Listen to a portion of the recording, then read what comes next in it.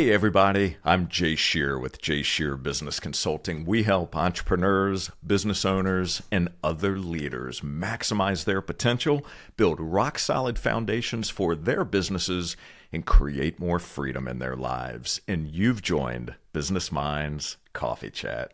Simon Sinek said, "Leadership is not about being in charge. It is about taking care of those in your charge." Well, on today's episode, we talk about enhancing your leadership and work-life harmony, impacting culture, evolving your life personally and professionally, and more.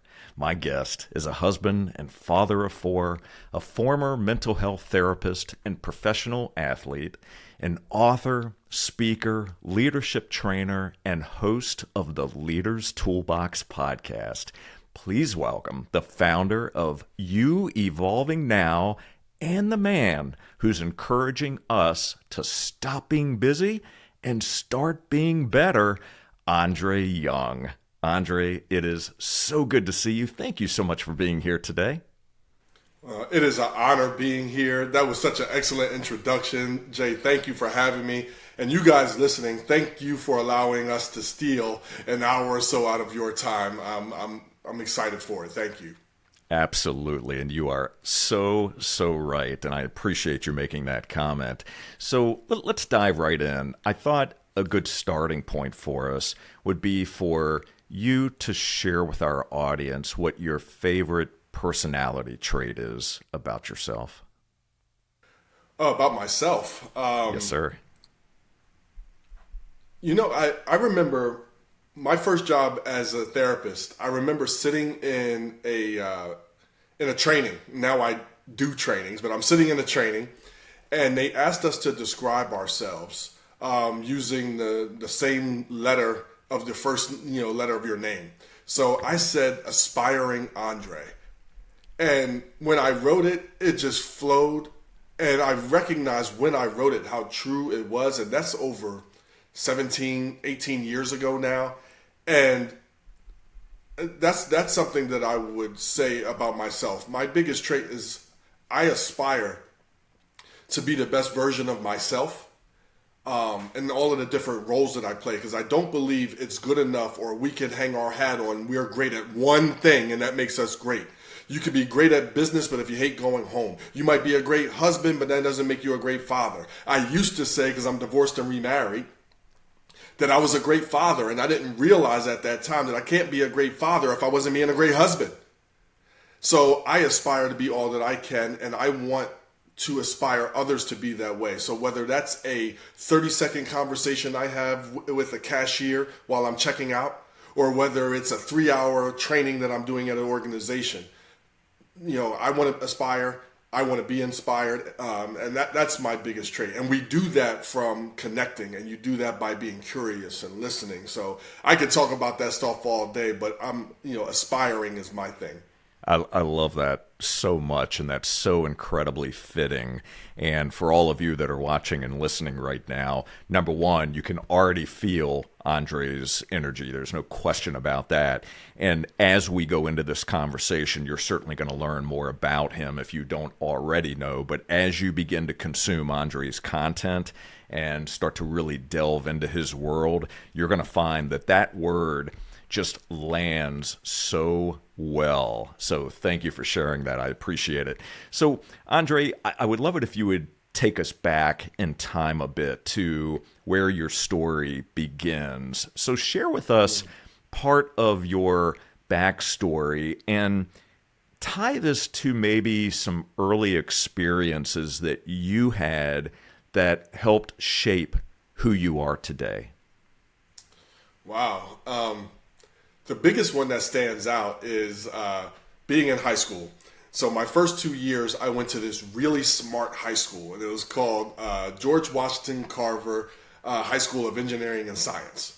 Okay, so I'm there for my 9th and 10th grade. Sounds really good, right? My 10th grade year comes, I get my report card at the end of the year, and I still remember handing it to my mom, and she looked bewildered. because it was 4 F's, 2 D's, and a C. And I remember her eyes trying to adjust to seeing the letter F, because until then I had all A's and work was easy. Not knowing how to explain it, okay, because I was still being a good boy and going to class and doing everything. I was going to class every day, but I failed. I couldn't understand how I failed. Now I understand that I'm ADHD and attentive type. So I wind up, the big lesson, the big push that made me was that I transferred to my neighborhood school. And now I'm there with all of my friends in the neighborhood, and it is a completely different setting. But I make the football team, and I'm, the day before the game, I'm the starting running back, and my coach comes up to me and says, "Son, we can't let you play because of your grades." And Jay, you guys listening, I cried like a baby. I cried like a baby, but this was one of the first times that I had to deal with discipline. Not because my parents disciplined me, but I had to deal with natural consequences that were something that it was my fault. Whether it's ADHD, whether it's because I didn't know how to learn, whatever it was, I couldn't blame it on anybody else. So I had to suffer that pain of losing something that I loved. And I then went and tried out for a semi-pro team, not paid, because if I got paid, I couldn't play my senior year. And I wound up making the team at 15 years old, 163 pounds. They had authentic NFL uniforms, so we were the Giants. I still remember playing the Steelers and under the lights and making the playoffs and scoring touchdown. And although that's a nice part of the story, the big lesson was that you're responsible for your life. You're going to get out of this life what you put into it. And so, at that moment, my life clicked over and I started taking things seriously. I started taking me seriously, my dreams seriously. And then, of course, the roller coaster of teenage, I went up and down. But that was my first real introduction that the real world, does not care about your wants. It only responds to your effort. Wow. Amazing. So I'm as you were telling that story, the word beliefs came to mind. And when you brought that report card home and your mother sees those grades and she was bewildered, as you said, did that have an impact on what you believed about yourself? Did that change at all or shift anything about your belief system and what you were capable of doing?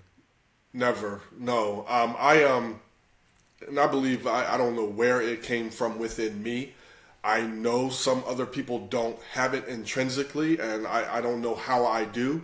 There has never been a thing that I thought about and visualized that I didn't in some level achieve. Whatever it is that I see in my head that I want, it's not just wanting it, I became obsessed with it. So I can go through hardship because I know that eventually it's going to take somewhere. I will succeed. I don't know how, I don't know when, but it's coming. So this is just in the way for right now.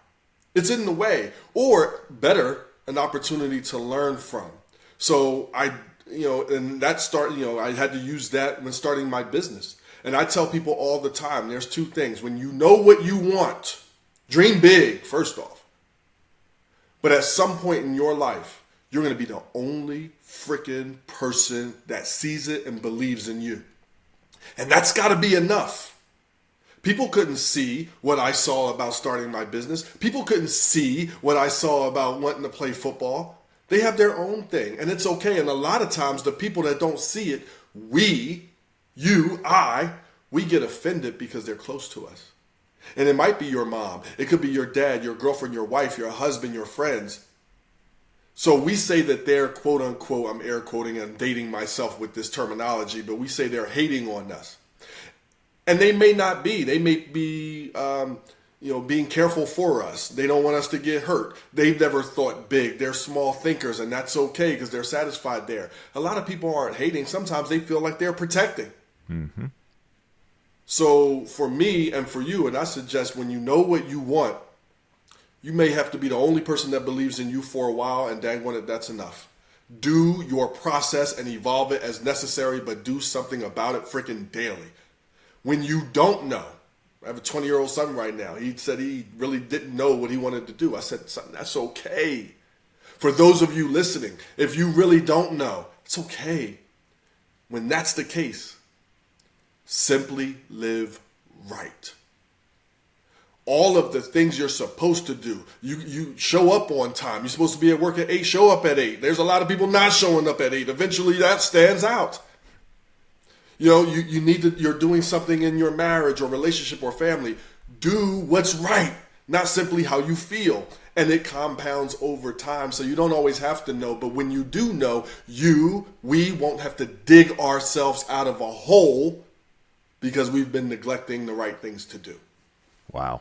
I'm definitely feeling you on this. What a remarkable mindset to have, and especially to your point that you almost made it sound like you were wired to have this type of mindset. You don't know exactly where it came from, but did you have examples around you of those who just went after whatever it was that they wanted to do and that nothing was going to stand in their way, and that even though no one else maybe believed in them or their idea, that they moved forward anyway? I would politely have to say no. I learned a lot by watching people of what not to do. Like there was a lot. I grew up in inner city Philly, and this is no knock on Philly. You're from Philly. Please don't send me bad emails. I love Philly. However, at that time, especially in the mid '80s and early '90s, it was tough. So it was a lot of things and models of what not to do. So I saw that. I will look at my parents. I was very fortunate enough to have both my parents until they divorced later. But they were steady eddies, and they worked and went to work every day. They taught us walk up the street, not down the street. My dad, I actually thought he slept in a suit because every time I saw him, he worked in the bank, so he was always in a suit. So his level of consistency and not calling off of work, I am sure that had something to do with it. However, when I said I was going to play football, and I picked up a football at 13 and I married it, I'm working out by myself at 12 o'clock, because I said, look, when I play in college, we're going to play at 12 o'clock, 1 o'clock. It's the hottest part of the day. Why wouldn't I train at the hottest part of the day? So I would go and I'm running, I exhaust myself and doing these different things and drills on the street, in the driveways, amongst potholes and craziness, and at the park that I was fortunate enough to have around the corner. And every now and then, someone my age or a little older say, hey, what are you doing? I want to do that. And I say, come on. I see him one day, I never see him again. Mm. So that's why I say, did my parents, model some things? Heck yeah. But this other obsessive quality, I don't know where it came from, but I'm sure daggone glad it's there. Yeah, it really is amazing. As you think about your upbringing and your parents, were there any particular things that they shared with you that just resonated and landed to your core that you carry with you today, whether it was some specific piece of advice or something that they shared, a lesson that you take? I have 2 lessons, one from each. I'll start with my dad. He's visiting right now as we speak. He's he's here. So I'm honored to say this about him. He always told me when I started playing sports was the most important thing was to be coachable. I'm 6 foot 210. My dad is 5'8", probably has never been over 185 pounds. He said, I couldn't bless you with the size that you wanted to be 6'4", 250. But there's players that are bigger, and there's players that may be faster. I was pretty daggone fast. But those same players may not be coachable. So I really stood out. So when somebody says something to you, and whether that's your boss, whether that's an employee, as a leader, we have to be able to accept feedback from other people that maybe have less power than us. And too many of us get wrapped up in how it's said or that it was said at all. We have to be able to accept feedback from everywhere and anywhere. We can always come back to how it was said, how we prefer it. But first off, what are they right about? Always validate it first. What are they right about? If I go upstairs right now and my wife calls me an a-hole, we can later talk about why she said it and how she said it, but is she right? What happened? If my employee says something, okay, are they right first? We can always come back to the other part. So be coachable, because you may get some great advice from a grouch or somebody that you didn't like how it was said, and you ignore it, and you don't get to evolve. My mom, my poor mom, she passed away 2 years ago, and this is something I got to say in her eulogy. My brother and I, she would be in the bathroom and, peeing. Excuse me, guys. I know that's a little personal. And we would just come barging in. And we would sit on the edge of the tub and say, Mom, you wouldn't believe this or you wouldn't believe that. And not one minute, not one point, not one day did she ever kick us out. Wow.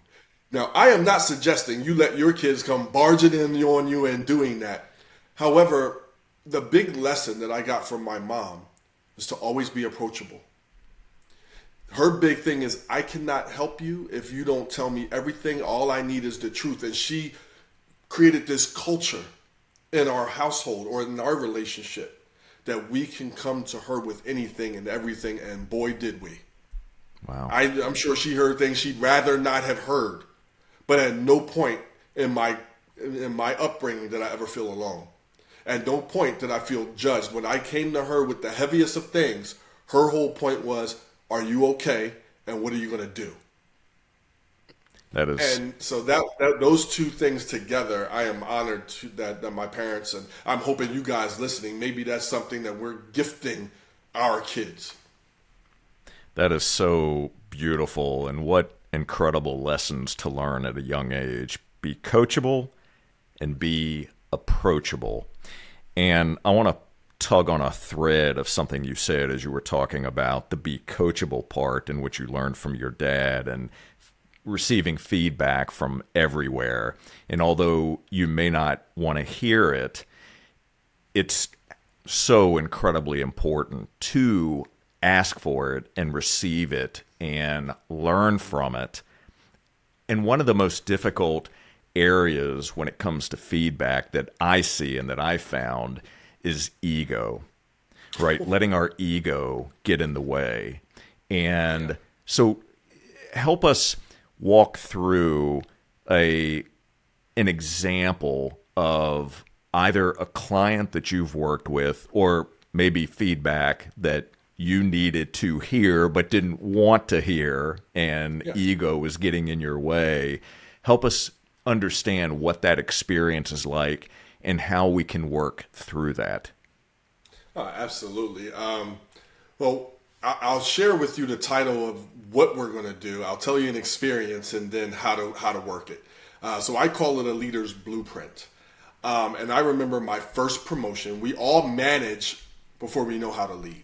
Okay. So I said there's 5 types of managers, 5 types of leaders. Okay. All types of managers are struggling. All types of leaders, these are good, but they have pros and concerns to each, right?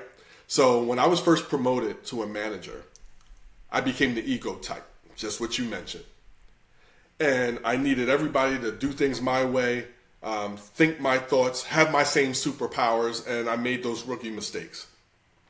And there was a woman, and a lot of times we're promoted and now we're leading our ex-coworkers or friends. So we already didn't really hit it off and get along very well. She didn't like me and I didn't like her. And the hard leadership truth I tell people from stages is, you may not enjoy everybody that you lead. And everybody that you lead might not enjoy you. However, that cannot affect your leadership. Okay? So one day she blew up on me. And I can't even remember what it was about or what she said, but I know it was in the middle of everything and everybody. And she blew up and she left the room, the office we were in. And rookie, bad manager me, what did I do? Go stomping down the hallway right after her. If you're listening to this, don't do that. So of course, you want to be able to validate what do they write about, things like that. But here's what I find that professionally and personally, we don't do. We fail to give people a blueprint of how to come to us with ideas, with challenging situations, or their frustrations. So you might hear a lot of leaders say, I have an open door policy. But if nobody's walking through that door, that's a problem. And if everybody that walks through that door gets their head bit off, that's a problem. Mm-hmm. So the blueprint goes, what method do you want people to come to you in? So do you want them to email you, text you, knock on the door, phone call, work email you, Slack, which I've never used, but I hear a lot. So however, what method? Number 2, what's the first sentence or few words you want them to start with that you know that they're serious, is what you told them to say, so it makes you sit up straight and say, oh, okay, you have my attention. Then I'm a big believer in when people come to you with a problem, they have to exhibit great leadership skills, and I implore them to bring and accompany a suggested solution with it. So what do you need? What's the solution that you have, and what do you need? When you come to me that way, how do I not receive it better? So in my professional life, the people I outsource with, the people I may partner with, or employees, they know to say, hey, I have an idea. Well, one day, you got a second? Or email me. Email me best. Okay? Worst way when I was an employee to reach me was on my work phone. I never knew where the daggone thing was. So email me, and if you say, hey, Dre, I have an idea that I think would help with this, I would love to know what you like about it and anything you would fine tune or change. Boom. So, that right there resonates with me, and I can say, hey, I got 5 or 10 minutes, let's talk about it, or I'm right in the middle of something, let's get together tomorrow at 1 o'clock or Monday at 10 a.m., which time works best for you. Because leaders got to protect their time. Now, my wife or my kids are different. They don't have to say that. I told them the blueprint for them is you come up to me and you say, Dad or Dre or husband, whatever it is, you got a second? I was thinking about, I had something on my mind and I wanted to talk to you. I will stop the freaking world from spinning to sit down and talk to you immediately. I will turn the TV off, and best, because we as leaders, you got to know yourself. Jay, I have never had a bad time or conversation with a cigar in one hand and a drink in another. So depending on my day, I might say, pause for a second, let me go get those 2 things, and now you can tell me anything. There you go. So that's... I love those steps that you just gave us, the blueprint. So number 1, identifying what the method of communication is that works well for you, and you're communicating that to those that are around you. Number 2, the first sentence, right? To be able to identify the sense of urgency around this and gain clarity in that first sentence. And then 3rd is to bring a solution. And you gave a perfect example of what works well for you, right? And knowing, number 1, what you need as a leader, but also knowing how your team, the people that are around you, what they need from you. It's two-way communication. Right. And we feel like once we say we have an open door policy, why aren't people coming? And we have to understand people have a past. And we talk about, as a therapist, I worked with a lot of trauma and things like that. And we think trauma only happens in relationships or something domestic or sexually. No, trauma happens in the workforce too. I know people that have been professionally abused. So the boss says, bring it to me. I want to hear from you. And they've been professionally abused at a job. They don't trust you yet. They don't know what's going to happen. They've tried this before and it didn't work out the way they thought. So we don't know what people have been through. So when we give the blueprint, it also allows us a preface statement. So when they don't do it, we get to say, hey, listen, I want to give you my best attention. In the past, I've shared with you, this is the best way to get it. So now they have to exhibit great leadership skills. Leadership is a two-way street. It's not always about the leaders leading down. Sometimes our front line also has to do a better job of leading up. We have to give them the tools to do it. Absolutely. So talk to us about self-leadership. I believe that the most effective leaders, the best leaders that I've been around, the best leaders that I've worked with or worked for, have been incredible leaders of themselves. They have done such an amazing job when it comes to personal leadership. So what does personal leadership mean to you, and how do you lead yourself?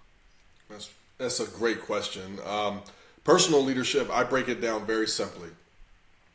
It's how you, how we choose to show up to our life, to our work, and to our relationships in a way that makes people want to follow you because they like and enjoy how you are and who you are.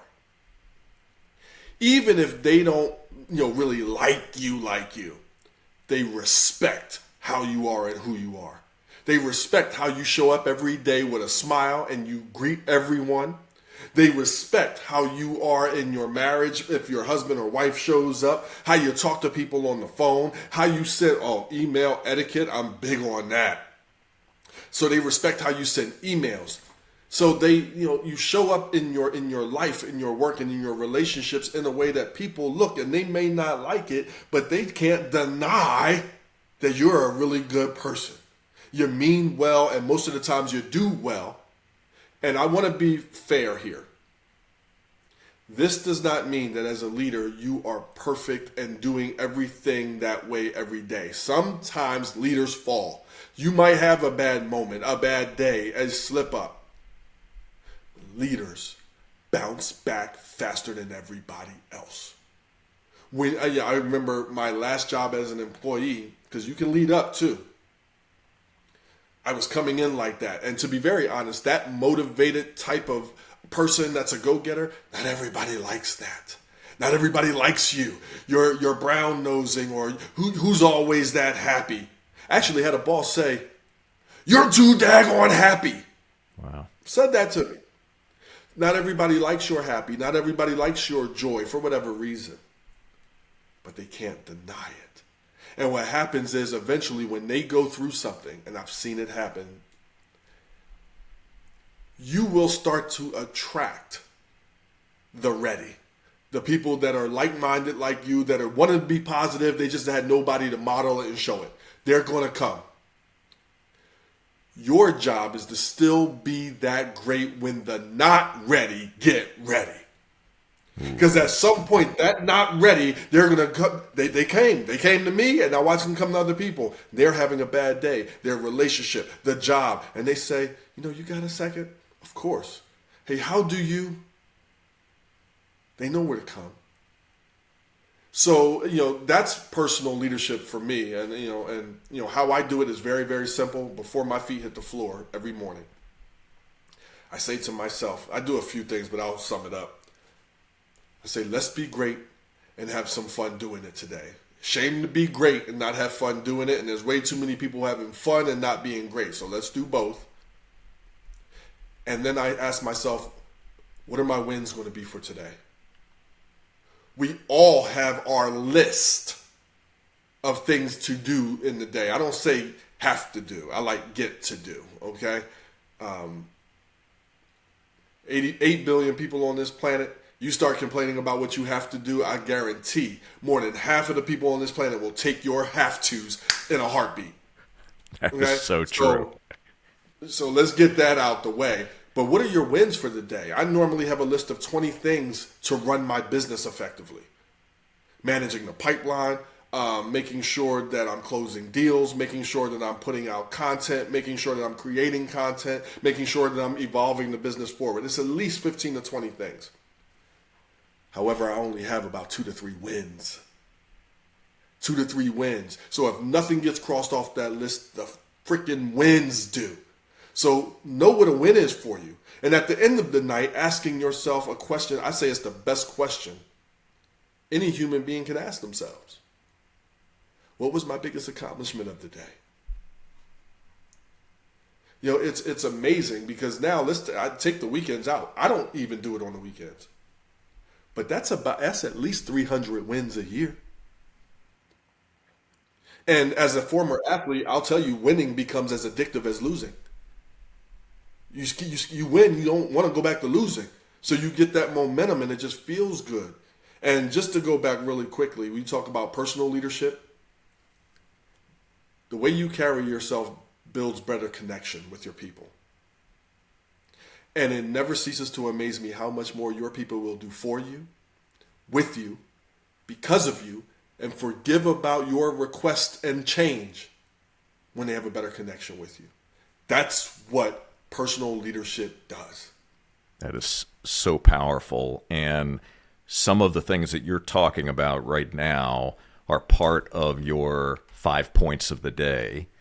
And so you talked about what you do first thing in the morning. You talked about the last question that you ask yourself at the end of the day. I want to come back to those 5 points here in a moment, but I'm curious as we talk about self-leadership, and you mentioned that, look, sometimes leaders fall down, they fall short, but they get back up. And they have the self-awareness to know when they're falling short in an area, and they're able to get a different perspective and do the work to continue to build the skills, to continue to get better in those areas. Well, and it starts with, I just had a company ask me to come in and do some work on accountability. Because you might slip up, but nobody came and gave you feedback. If you have to wait for people to come and give you feedback, I'm telling you right now, that's not leadership. It's not personal leadership, at least. So you have to be aware of what I call the 3 bullies, which is minimization, rationalization, and justification. When you slip up, you said something that wasn't the best to say. You did something that wasn't the best to do. You made a poor decision. Now, you make some poor decisions that cost sometimes. Who knows? Don't minimize it away saying, well, it was only this. It was only this much money. I only said, or they're just don't do that. You could justify it away saying, well, they did this, so I did that. You can rationalize it. Well, what I was thinking is this was going to happen and this was going to happen and it all would have worked out had this. No. Accept full responsibility. Accept your full responsibility and make your apology. Hey, guys, I made this decision or I said this. That is my bad. That is not what I want to be putting out. I was having a bad day. It will not happen again. I apologize. Let's get back to work. And if anybody has anything that they want to share or come to see me about it, I'm all ears. Let's get going. Yeah, that is so good. And I think back over my career up to this point, especially during my corporate days, the number of times that I said something that I look back now and say, why did I say that? The way that I showed up for somebody that was below the standards that I had set for myself. I mean, so many different failures, so many mistakes. And, the part about owning them, that makes all the difference in the world. We're human. Mm-hmm. We're going to make mistakes. Things are not always going to work the way that we would like them to. We're not always going to show up the way that we want to, the way that we visualize ourselves showing up. So to your point, own it, make the correction that's necessary, get better at that, and then keep moving forward, because we can't live in the past, right? We can't keep focusing on the things that we should have done, didn't do, wish we had done. We can learn from those things, but we can't live in that space. So from your perspective, what is an area that you're currently working on in terms of self-leadership that you feel today you're not where you want to be, but you're continuing to do the reps? I'll tell you, personal leadership. So I'll do professional and personal. So okay. Professional, I can get very stubborn. This is what I do. This is what I do well. I'm willing to evolve the process. However, there were a few things that I'm like, no, I don't want to do those things. For example, email marketing. I was so opposed to email marketing from the time I started my business to like literally 2 months ago. And I said, okay, I'm all about expanding plan A. So I share with my team, this is what we're doing that works really well. If this would stop working tomorrow, what would we do instead? Like what method would we have to do to still get this type of success? Whatever answer that is, then we need to start doing that to a degree where if the worst ever happened, we're never depending on plan B. Who the heck wants plan B? I'm sure you don't want your plan B wife. Nobody wants their plan B, like your husband. You don't want your plan B job. So why would you want your plan B business plan? So let's start doing it. And if we ever decide or need or want to put it on steroids, then great, let's do that. So it's all a part of plan A. So I had to bite the bullet. And now I love it. Because, as my business has grown and I'm in a phase of my business and life where I want passive income. And that's one of the best ways to do it. But now I also have a team that are the best team in the world. And I come up with the ideas and they make it pretty and bring it to life. So that's been helpful now that I have such a team in place that I can do things like that and they run the show. Personally, though, I'll get really personal, marriage-wise. A skill that I had to learn, and I've gotten pretty good at over the past year, and I've been married going on 10 years now, together even longer than that, is staying still with love. And my second book is called 7 Ways to Love, and this part isn't even in there. So what I used to do, I was a mental health therapist. I played football. I was a linebacker. They teach you, it's embedded in your mindset, in your nature, to first step forward. Your first step is forward. So when my wife would get upset or something, or I thought she was upset, my first step would be forward. Well, then her first step was backwards. And now I'm either chasing you, and then now there's an argument or something like that, and I had to learn. It would have been best to stand still for a minute. But instead, what I used to do younger was, okay, so now I took a step forward, you took a step back. So now, okay, I'm just going to take a step back. You do you, I do me. I'm over here when you're ready. And although that sounds nice, it doesn't always work for a great marriage, right? So then I said, okay, that's not working. So now I'm going to stand still, but it's out of spite. So I'm here when you're ready, but I'm going to be great. And I'm going to be so great that if this doesn't work, I'm great, and I'm great in spite of you instead of with you and for us. So I'm standing still and I'm here, but emotionally I'm not giving anything that would make her come forward. Okay? So I've evolved into standing still with love. So, just something happened earlier in the week, and she was upset. She seemed upset and frustrated. And the old me would have thought it was about me. The new me says it could be a whole bunch of things. So I'm going to stand still. And I said to our youngest daughter, hey, come on out, let's give mommy a break, because we're COVID living. We're all on top of each other still. Like, everybody's working from home. My daughter's home for the summer. And I said, are you okay? And she said, yes, I'm in the middle of my fast. So she was fasting. So I'm in the middle of my fast, and when you hit this day, it depletes my energy, and I forgot to take my iron pills. So I'm wiped out and exhausted. She wasn't mad at me. The old me, we would have 2 days ago, we would have had a big blow up. It would have messed up the week. It would have messed up, we're going to a play tonight. That would have messed up that. Instead, now I get a big hug and kiss where it was, thank you for asking. Thank you for taking her. We would have never got to that place had I not learned to stand still in love. Ah, that is so good. I feel you on that. The example that you gave, the wanting to take the step forward when she takes the step back. My gosh, I experienced that as well. So I'm going to remember this one Staying still in love. I love that. That is so good. Thank you for sharing that one.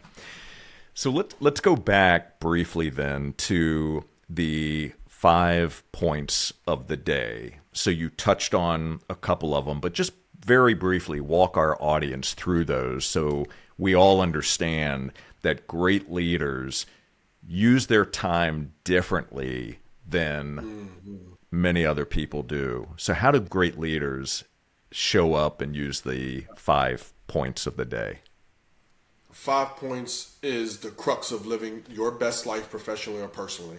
It's the first thing that is a must when I go and do speaking engagements and trainings, because everybody's head goes like this. So the first point is what we consume when we wake up in the morning.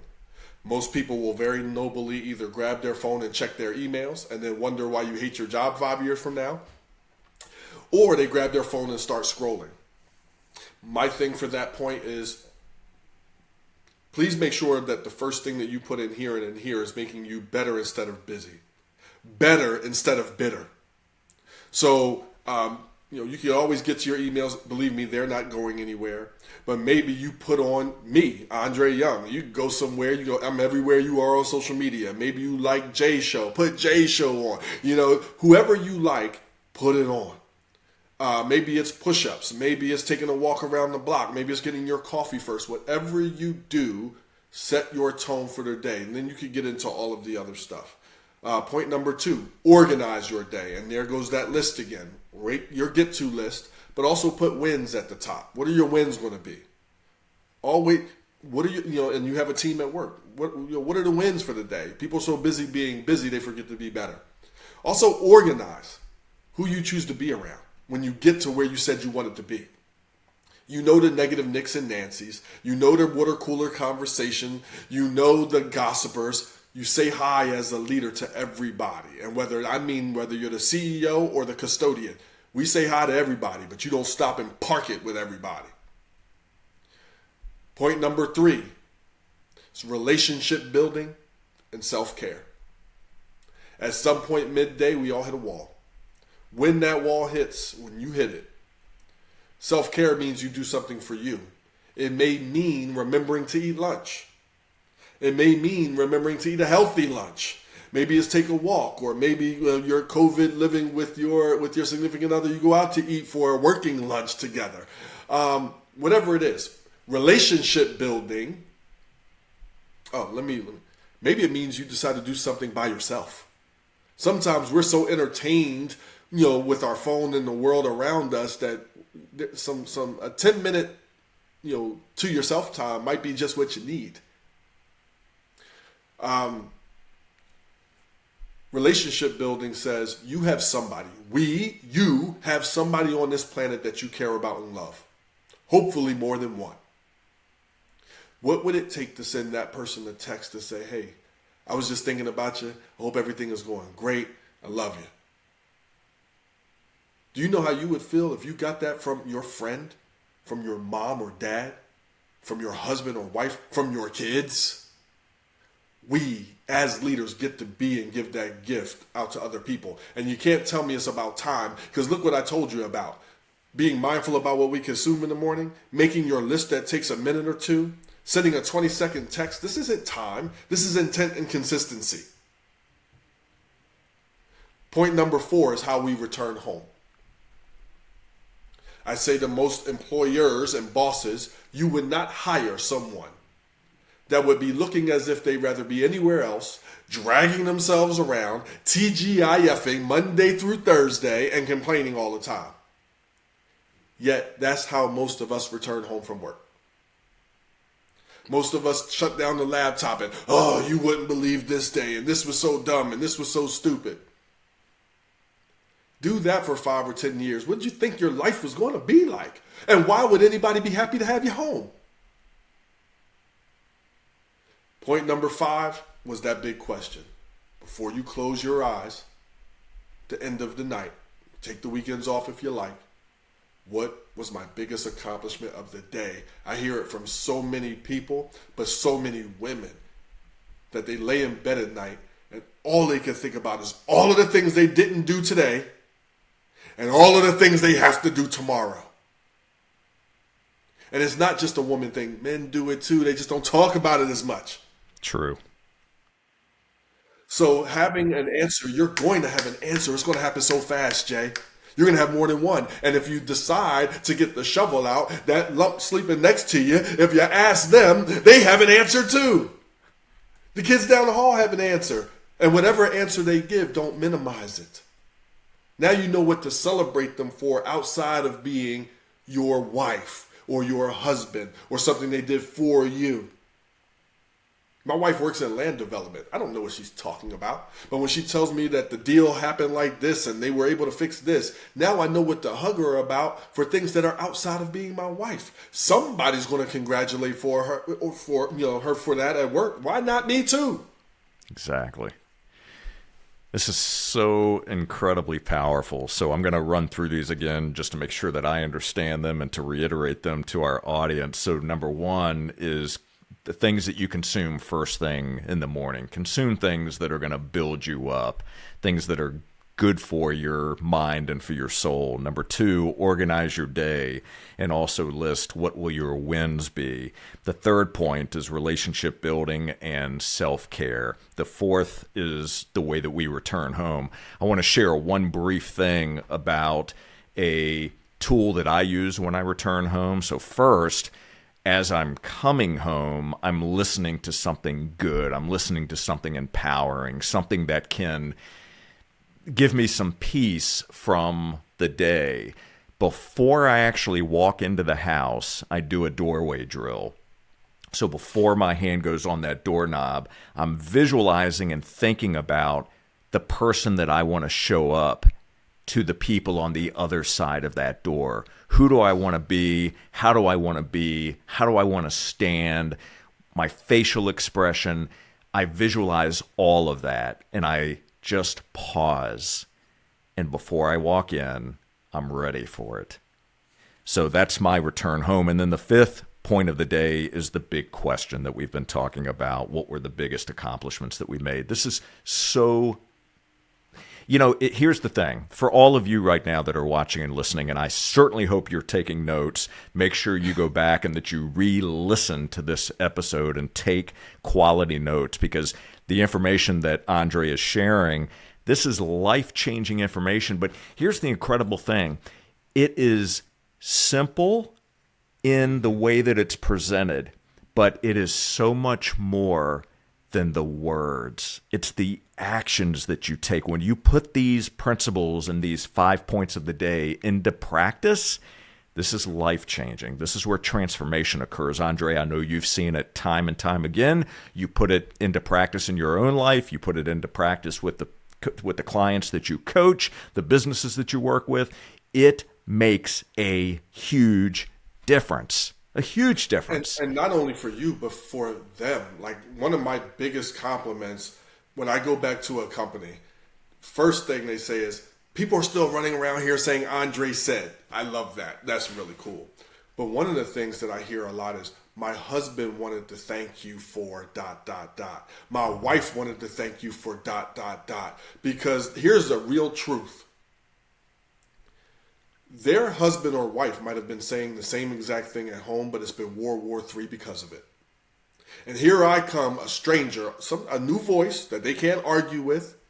And not because they can't argue with me or I wouldn't accept different feedback, but because the truth is the truth.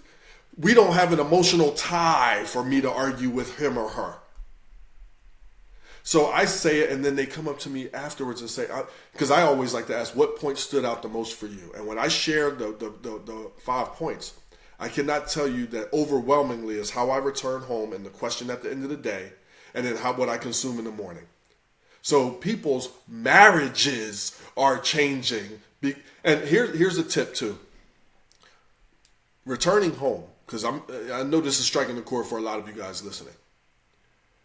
Whether it's Jay visualizing walking through that door, maybe it's you saying, I need to go to the gym. That was for me. Maybe it's taking a walk. Whatever you need to do, explain to people what you're doing, why you're doing it. Because you want to be the best for them and the family. It's not fair for you to come home and not be your best for them. This is what is going to help. And then be so daggone great returning from it that they got to give you permission to go. I like how you are. I wish when you came home, yeah, I've been with the kids all day, and yeah, I'm irritated because I didn't, whatever. But I do like how you are when you come back from that. Go do that thing. So amazing. I found that to be huge. That is so good. So you mentioned early on when we were talking about your mother, you had mentioned that she created a culture within the family, right? A culture of approachability. That was one aspect of the culture that she created. So let's translate that to business for a moment. So culture building, and I know this is an area where you spend time working with businesses.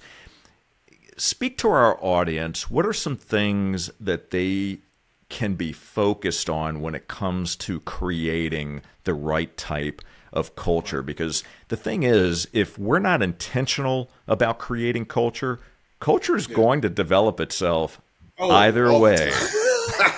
One way or the other, right? Yes. So my big thing to do this, and it is very simple, but it's so simple it's not done. It's called the Leaders 3.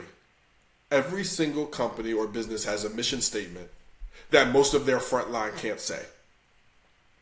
So have your mission statement as a must. The Leaders 3 says, number one, what's your vision and vision factors? So what's your vision for your team or the organization? It does not have to match the vision statement. However, it has to align. And then what are the vision factors? Those are the 3 to 5 things that when we do them consistently, the vision must come true. So I've heard people say, we will be elite. Like when you have a vision, put a superlative on there. Like, so I haven't said that word since like 6th grade English, right? But put a superlative. We will be elite in serving the community and blah, dot, dot, whatever it is. Okay, what are the 3 to 5 things that when you do them consistently, that happens? Well, we're going to have great customer service. We're going to, allow great trainings or whatever it is. Okay, great. So now we know this. Stop focusing on being great and simply do your vision factors consistently. It'll happen. Number 2 of Leaders 3. I'll tell you a quick story about is your expectations. And I said, it doesn't have to be wordy. All of this stuff, too many leaders, they overtalk. We're educated, you got your PhD. So what? If a 13-year-old can't say it and understand it, it doesn't matter. And if it's too wordy and too vague and too jargon-filled and too acronym-filled, when you walk away, your front line can't say it again. They can't lead other people. Okay? So my expectations for anybody I outsource with, hire, okay, or work with, they got to be the 3 Ps. Positive, passionate, and productive. That's what you want your culture to be. You want people to be positive, passionate, and productive. One without the other 2 is always a nightmare. So now that you've prefaced it, when somebody's not being positive or gossiping or whatever it is, now you can say, hey, you got a sec? And now we can have that tough conversation because it's not just about your skill here. It's about the 3 Ps as well. I'll take somebody with less skill that has more P's because I can train you to do the other stuff. Absolutely. My rules, you don't need a lot. And I have overwhelmingly found that most leaders, employees and frontline, think leaders wake up wanting to ruin their day and want to have the tough conversation. They don't know the biggest angst of leaders is having the tough conversation. So I got 3 rules. Number 1, please be on time. Preferably 5 minutes before you said you were going to be there. It's helpful. A lot can happen when you're early. No, you cannot mandate that somebody show up to work 5 minutes early. You can't do that. You want them to, but you really can't. However, be 5 minutes early. You might have a conversation that you've never had before that really meant something. Okay. Number 2, we go back and forth in an email more than 3 or 4 times about the same thing. Let's get on a call. 1 10-minute phone call wipes out 17 emails. Lastly, please accompany your problem with a suggested solution. And this is a caveat. One of 3 things is going to happen. 1, your idea is so daggone good, we have to do it. Because what? It fits inside the vision and vision factors. Your vision and vision factors gives you a structure of what to say yes and no to. Number 2, your idea is good, but you don't sit in my seat. You don't see my emails. We might have to fine tune it and collaborate. Number 3, the idea might be good, However, it's not fitting in the vision factors. Can you, protecting your time, on your own time, fit this idea inside there? I have the world's best assistant. She is awesome. 99% of the things that she suggests, we do. However, every now and then, I as a leader must say, love the idea, love the creativity. Right now, we need to focus on this. This is where we're going. We need to get great here, or this is our focus. And right now, this is off brand. So can we either get it on brand and in here, or we may look at this in 6 months. So people might not like your no, but they'll always respect it because they know where we're going. Yeah, that is amazing. So one more time, just very briefly, list off the leaders' three. Vision factors. You got to have your vision and vision factors. You got to have your expectations, and you got to have some rules. Beautiful. They don't have to be the same as mine, but if you don't know them, how the heck are your people supposed to? And it has to be simple enough for you to just say and rattle off, because the simpler you can, the simpler they can. So true and so amazing.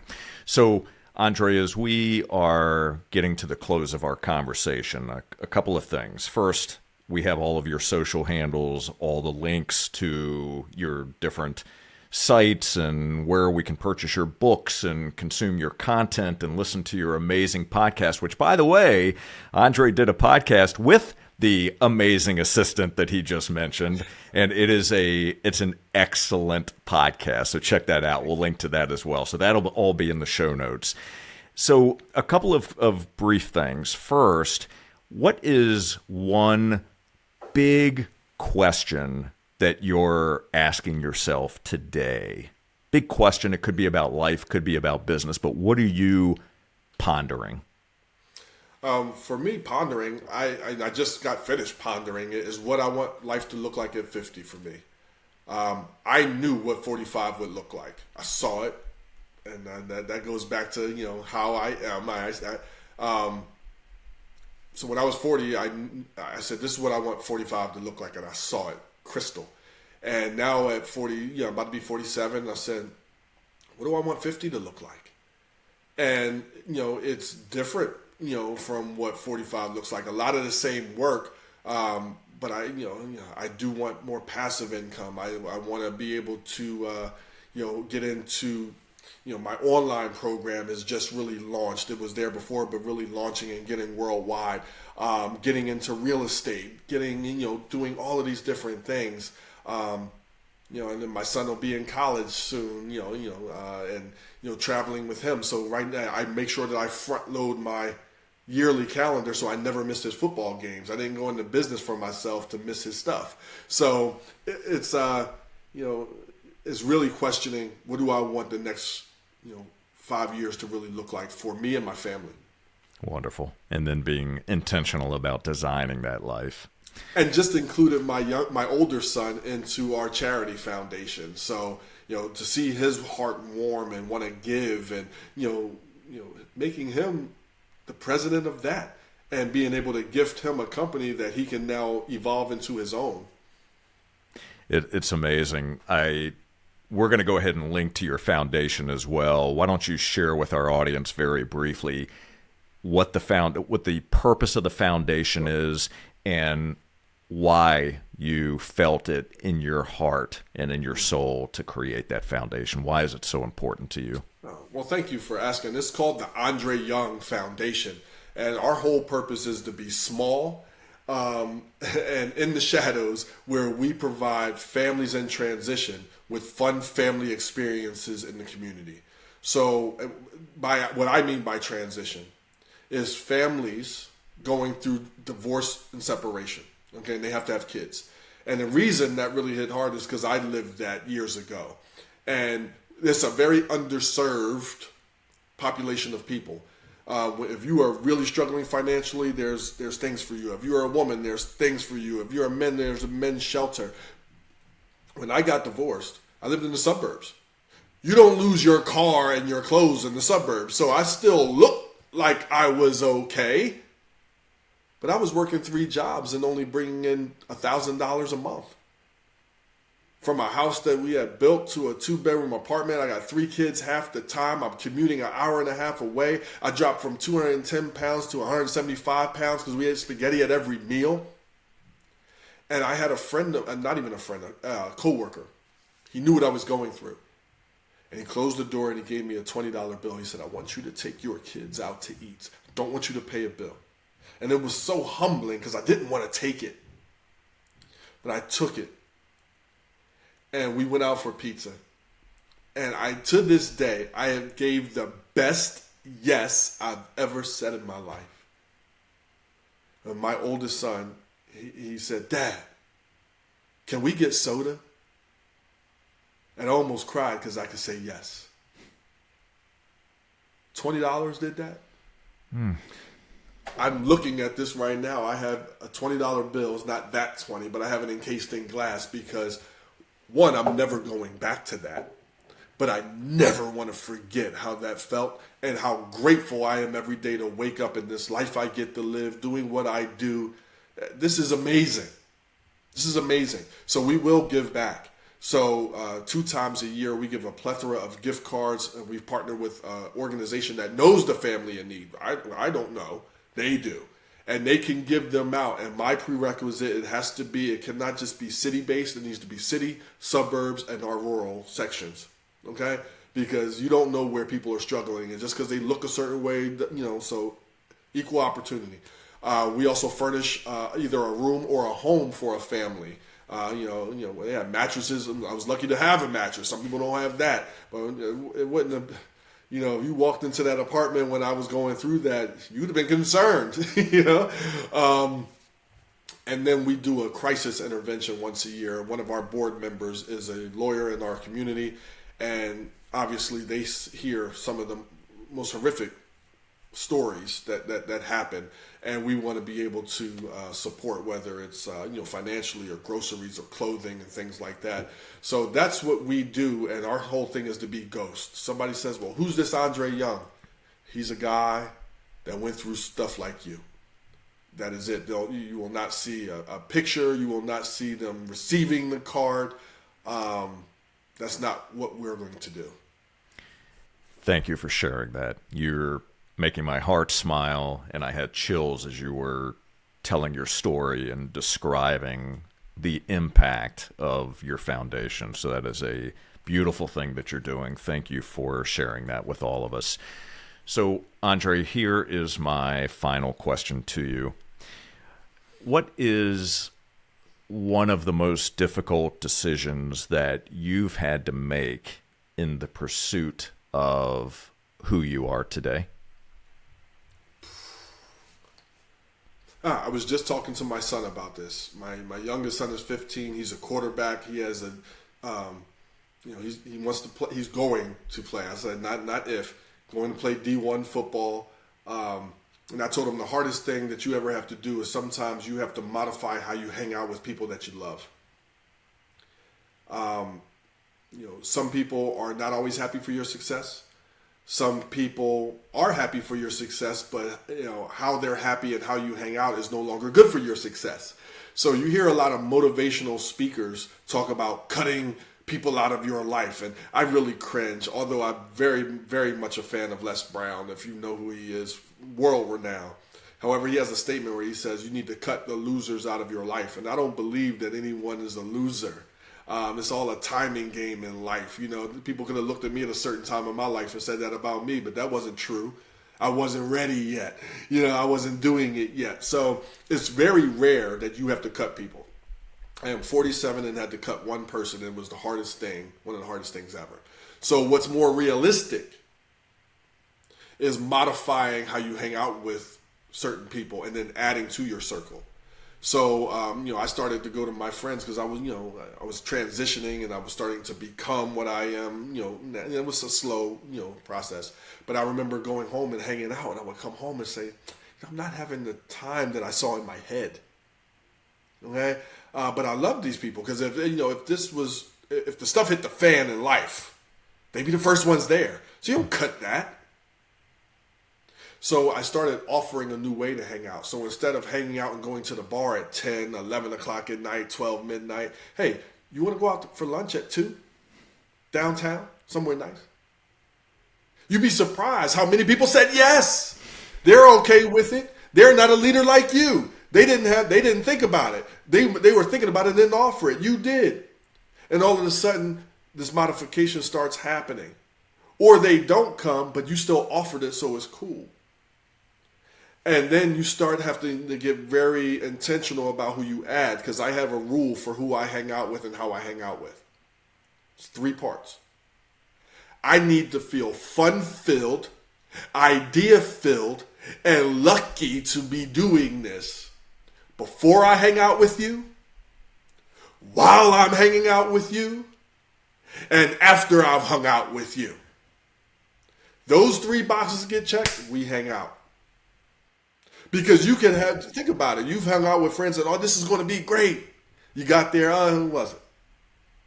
Okay? Or you get back in the car afterwards and all you do is gossip about the friends and people like that. No, so before, during, and after, I want to feel that way. So, and then you really have to be able to put it in your calendar, because people are people and people are busy. You want to be busier or better. It's not sexy, but I have dates with my wife in my calendar for months in advance. I have dates with my kids. I have dates with my friends. If you don't, they won't. And then you'll be sitting around stuck saying, why isn't your life good? Put it in your calendar, set alerts to it, and you'll work around it. Well, my friends, you just received a master's degree in development, in leadership, in how to evolve your life. So many amazing tools and stories and strategies and things that we can all apply, that we can all stop being busy and just be better. So, Andre, I want to thank you so very much for joining us today on Business Minds Coffee Chat. I am truly grateful for you. Thank you for being your true, authentic self. Thank you for pulling back the curtain, sharing your story, and bringing your heart to us today. You're an amazing human being, and I just cannot wait to continue to consume your content and be as close to your world as I can possibly be. Thank you so very much. Wow. Thank you for having me. It was awesome. I hope you guys enjoy and have a fantastic rest of your day and lives. And please reach out. I look forward to connecting, emailing, Zooming with so many, because why the heck not? Thank you for having me. You are very, very welcome. And for the rest of you, thank you so very much for watching and for listening. And I do have a favor to ask. Would you please take just a moment to subscribe, rate, and leave us a review? We would love it if you would share a comment about your experience today listening to Business Minds Coffee Chat with Andre. That helps our podcast continue to grow, expand, and attract amazing guests, just like you heard today. And to enjoy more episodes, all you need to do is visit jscherbusinessconsulting.com, click that podcast button. And until next time, keep learning, keep growing, keep getting better. And we'll see you on the next Business Minds Coffee Chat. Take care, everybody.